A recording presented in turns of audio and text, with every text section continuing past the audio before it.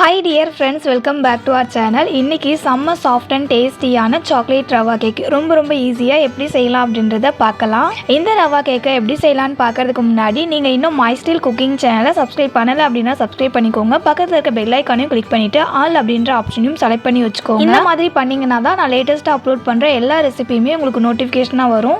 இப்போ வாங்க வீடியோக்குள்ளே போயிட்டு இந்த டேஸ்டியான சாக்லேட் ரவா கேக் எப்படி செய்யலாம் அப்படின்றத பார்த்துடலாம். இந்த சாக்லேட் ரவா கேக் செய்கிறதுக்கு நம்ம நார்மலாக வீட்டில் வந்துட்டு உப்புமா செய்கிறதுக்கு யூஸ் பண்ணுவோம்ல, அந்த ரவை வந்துட்டு 1 கப் அளவுக்கு எடுத்து மிக்ஸி கப்பில் மாற்றிக்கோங்க. இதை வந்துட்டு லைட்டாக கொஞ்சம் கொரப்பாக அரைச்சிக்கலாம்.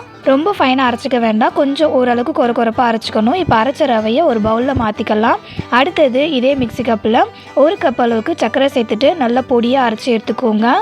அரைச்சிக்கிட்டு வந்த சர்க்கரையையும் ரவை கூட சேர்த்துக்கலாம். கேக் செய்யும்போது ஏதாவது ஒரு கிளாஸ் அப்படின்னா கப்பில் வந்து அளக்குறீங்க அப்படின்னா எல்லா இன்க்ரீடியண்ட்டுமே வந்துட்டு அதே கப்பாலே அளந்து எடுத்துக்கோங்க. அப்போ தான் கேக் கொஞ்சம் கூட சொதப்பாமல் அதோட டேஸ்ட்டும் பர்ஃபெக்டாக வரும். அதே போல் பேக்கரியில் செய்கிற போலவே வீட்லேயும் நம்மளால் செய்ய முடியும். ஏற்கனவே ரவையும் சர்க்கரையும் அரைச்சி சேர்த்துருக்கோம்ல, அது கூடவே அரை கப் அளவுக்கு கெட்டியான புளிக்காத தயிர் சேர்த்துக்கோங்க. 2 டேபிள் ஸ்பூன் அளவுக்கு கோதுமை மாவு சேர்த்துக்கோங்க. ஹெல்த்தியாக செய்யணுன்றதுக்காக நான் கோதுமை மாவு சேர்த்துருக்கேங்க. நீங்கள் வந்துட்டு கோதுமை மாவுக்கு பதிலாக மைதா மாவு கூட சேர்த்துக்கலாம். அடுத்தது 3/4 கப் அளவுக்கு காய்ச்சின பால் சேர்த்துக்கலாம். பால் வந்து காய்ச்சின பால், காய்ச்சாத பால் எது வேணாலும் சேர்த்துக்கலாம். அதே போல் பாலோட டெம்பரேச்சர் வந்து ரூம் டெம்பரேச்சரில் இருக்கிற பாலாக இருக்கணும். சில்லுன்னு இருக்கிற பாலும் சேர்த்துக்கூடாது, சூடான பாலும் சேர்த்துக்கக்கூடாது. அடுத்ததாக ஒரு 1/4 கப் அளவுக்கு எந்த ஒரு வாசனையுமே இல்லாத குக்கிங் ஆயில் சேர்த்துக்கோங்க.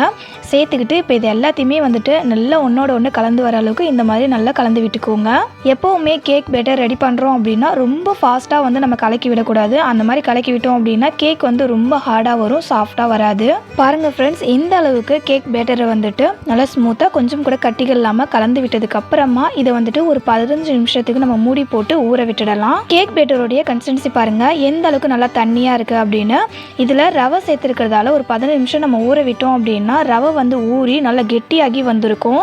ரவை ஊறிட்டு இருக்க அந்த டைமில் நம்ம கேக் ட்ரே வந்து ரெடி பண்ணிக்கலாம். உங்ககிட்ட கேக் ட்ரே இல்லை அப்படின்னா அடிகனமாக இருக்கிற ஏதாவது ஒரு டிஃபன் பாக்ஸில் கூட நீங்கள் வந்துட்டு கேக் செய்யலாம். கேக் ட்ரேயில் எண்ணெய் கொஞ்சமாக சேர்த்துட்டு கேக் ட்ரேயோட சென்டர் அதுக்கப்புறம் சைடில் ஃபுல்லாக வந்து எண்ணெய் அப்ளை பண்ணிக்கோங்க. எண்ணெய் அப்ளை பண்ணதுக்கு அப்புறமா இதில் பட்டர் ஷீட்டை வச்சு நம்ம செட் பண்ணிக்கலாம். ஃப்ரெண்ட்ஸ், பட்டர் ஷீட் இல்லைனா கூடவே நீங்கள் வந்துட்டு கேக் ரொம்ப சூப்பராக செய்யலாம். எப்படின்னா கேக் ட்ரேயில் வந்துட்டு எண்ணெய் அப்ளை பண்ணுறோம்ல, அப்ளை பண்ணதுக்கு அப்புறமா இதில் வந்துட்டு 1-2 டேபிள் ஸ்பூன் அளவுக்கு கோதுமை மாவு அப்படின்னா வந்துட்டு மைதா மாவு சேர்த்து நல்லா வந்து ஸ்ப்ரெட் பண்ணி விட்டுருங்க. அந்த மாதிரி பண்ணிங்க அப்படின்னா பட்டர் ஷீட் இல்லாமலே வந்துட்டு கேக் வந்து அதில் செய்யலாம். கேக் ட்ரேவை ரெடி பண்ணதுக்கு அப்புறமா குக்கரை வந்துட்டு ஒரு 10 நிமிஷத்துக்கு நம்ம ப்ரீஹீட் பண்ணிக்கலாம். அதுக்காக ஸ்டவ் ஆன் பண்ணிவிட்டு ஒரு குக்கர் வச்சுக்கோங்க. குக்கர் இல்லைனா நீங்கள் அடிகனமான கடாய் கூட வச்சுக்கலாம். அடுத்தது குக்கரில் ஒரு ஸ்டாண்டு வச்சுட்டு குக்கரை மூடிட்டு ஒரு 10 நிமிஷத்துக்கு ஸ்டவ்வை மீடியம் ஃப்ளேமில் வச்சு குக்கரை ப்ரீஹீட் பண்ணிக்கோங்க. ரவையை 15 நிமிஷம் ஊறினதுக்கு அப்புறமா பார்த்தோம் அப்படின்னா இந்த அளவுக்கு நல்லா ஊறி அதோடைய கன்சிஸ்டன்சி வந்து நல்லா திக்காகி வந்திருக்கும். இப்போது இதில் வந்துட்டு 2 டேபிள் ஸ்பூன் அளவுக்கு கொக்கோ பவுடரை இந்த மாதிரி ஜல்லடையில் சேர்த்து ஜலிச்சுட்டு சேர்த்துக்கோங்க. அப்போ தான் கட்டிகள் இல்லாமல் இருக்கும். உங்ககிட்ட கொக்கோ பவுடர் இல்லை அப்படின்னா ஒரு 1/4 கப் அளவுக்கு மெல்ட் பண்ண சாக்லேட் கூட நீங்கள் சேர்த்துக்கலாம். அடுத்தது இது கூட 1 டேபிள் ஸ்பூன் அளவுக்கு பேக்கிங் பவுடர், 1/2 டேபிள் ஸ்பூன் அளவுக்கு பேக்கிங் சோடா சேர்த்துக்கோங்க. இப்போது இது எல்லாத்தையுமே நல்லா ஒன்றோட ஒன்று கலந்து வர அளவுக்கு கலந்து விட்டுக்கோங்க. கலந்து விட்டதுக்கு அப்புறமா கேக் பேட்டரோடைய கன்சிஸ்டன்சி பாருங்கள் நல்லா திக்காக இருக்குது. இதில் வந்துட்டு ஒரு 2 டேபிள் ஸ்பூன் அளவுக்கு மட்டும் தண்ணி சேர்த்து இந்த மாதிரி ஒரு ரிப்பன் கன்சிஸ்டன்சிக்கு கேக் பேட்டரை ரெடி பண்ணிக்கோங்க. லாஸ்ட்டாக இதில் 1 டேபிள் ஸ்பூன் அளவுக்கு வெனிலா எசன்ஸ் சேர்த்துக்கோங்க. சேர்த்துட்டு நல்லா கலக்கி விட்டுக்கலாம். ஃப்ரெண்ட்ஸ், உங்ககிட்ட வெனிலா எசன்ஸ் இருந்துச்சு அப்படின்னா மட்டும் சேர்த்துக்கலாம். இல்லை அப்படின்னா சக்கரை வந்து நம்ம பொடி பண்ணும்போதே அது கூட ஒரு 4-5 ஏலக்காய் சேர்த்து அரைச்சி இது கூட சேர்த்துட்டிங்க அப்படின்னா வெனிலா எசன்ஸ் சேர்க்க வேண்டாம். ஆனால் வெனிலா எசன்ஸ் சேர்த்து செஞ்சோம் அப்படின்னா பேக்கரியில் வாங்குற அதே சாக்லேட் கேக் போலவே இருக்கும். அவ்வளோதான் ஃப்ரெண்ட்ஸ், கேக் பேட்டர் ரொம்ப சூப்பராக ரெடி பண்ணிட்டோம். இப்போ இதை வந்துட்டு ரெடி பண்ணி வச்சுருக்க கேக் ட்ரேயில் மாற்றிக்கோங்க.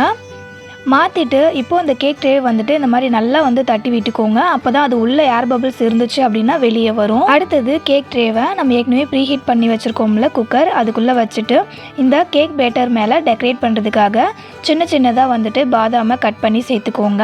இந்த மாதிரி பாதாமை சேர்த்துக்கும் போது கேக்கை பார்க்குறதுக்கும் ரொம்ப அழகாக இருக்கும். அதே போல் கேக் சாப்பிடும்போது இடையில இந்த பாதாம் வந்து கடிப்படும். அப்போ டேஸ்ட்டு ரொம்ப நல்லாயிருக்கும்.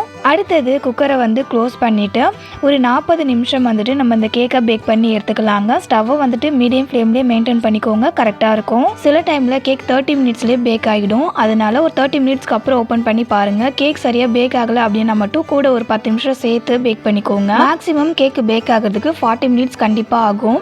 40 மினிட்ஸ் ஆனதுக்கு அப்புறமா ஓப்பன் பண்ணி பாருங்கள். கேக் வந்துட்டு இந்த அளவுக்கு நல்லா வெந்து நல்ல மணமாக வந்திருக்கும். கேக் வெந்திருக்கான்னு பார்க்கறதுக்கு கேக் உள்ள ஒரு கத்தி விட்டு பார்த்தோம் அப்படின்னா அதில் மாவு ஒட்டாமல் வரணும். கேக் நல்லாவே பேக் ஆகி வந்திருக்கு. இப்போ இந்த கேக்கை வந்து குக்கர்லேருந்து எடுத்துட்டு இதோடைய சூடு ஃபுல்லாக ஆற விட்டுடலாம். வீடியோவில் சொல்லியிருக்கபடியே இந்த சாக்லேட் ரவா கேக்கை உங்கள் வீட்டில் இருக்கிறவங்களுக்கு செஞ்சு கொடுத்து பாருங்கள். செஞ்ச உடனே எல்லாமே காலியாகிடும். அவ்வளோ டேஸ்டியாக இருக்கும். திரும்பவும் செய்ய சொல்லி கேட்பாங்க. கேக்கோடைய சூடு ஃபுல்லாக ஆறுனதுக்கு அப்புறமா நம்ம கையால் இந்த மாதிரி அழுத்தி பார்த்தோம் அப்படின்னா செம்ம சாஃப்டாக இருக்கும். சாஃப்டாக மட்டும் இல்லைங்க, செம்ம டேஸ்டியாகவும் இருக்கும். கேக்கில் இருக்கிற பட்டர் ஷீட்டை ரிமூவ் பண்ணிடலாம். கேக்கோடைய பேக் சைட் பார்க்கும்போதே உங்களுக்கு தெரியும் கேக் எந்த அளவுக்கு பர்ஃபெக்டாக பேக் ஆகி வந்திருக்குன்னு. ஏன்னா அதோடைய அடிப்பக்கத்தில் பாருங்கள், கொஞ்சம் கூட கரிஞ்சு போயிடாமல் கரெக்டாக பேக் ஆகி வந்திருக்கு. கேக்கு சூடாக இருக்கும்போதே பட்டர் ஷீட்டை நீங்கள் எடுத்தீங்க அப்படின்னா கேக் வந்து பட்டர் ஷீட்டு கூடவே ஒட்டிட்டு வரும். அதனால சூடு ஆறுனதுக்கு அப்புறமா பட்டர் ஷீட்டை ரிமூவ் பண்ணுங்கள். கேக்கில் இருந்த பட்டர் ஷீட் எல்லாத்தையும் ரிமூவ் பண்ணதுக்கு அப்புறமா உங்களுக்கு எந்த ஷேப்பில் கேக்கை கட் பண்ணுமோ அந்த ஷேப்பில் கட் பண்ணி நீங்கள் சர்வ் பண்ணலாம். செம்ம சாஃப்டான அண்ட் டேஸ்டியான சாக்லேட் ரவா கேக் ரெடி. இந்த சாக்லேட் ரவா கேக்கை நீங்களும் மறக்காமல் ட்ரை பண்ணி பாருங்கள். இந்த சாக்லேட் ரவா கேக் ரெசிபி உங்களுக்கு பிடிச்சிருந்தது அப்படின்னா அந்த வீடியோக்கு ஒரு லைக் பண்ணிவிட்டு நம்ம சேனலை சப்ஸ்கிரைப் பண்ணிக்கோங்க. இதே போல் ஒரு டேஸ்டியான அடுத்த ஒரு வீடியோவில் மீட் பண்ணலாம் ஃப்ரெண்ட்ஸ். தேங்க்ஸ் ஃபார் வாட்சிங்.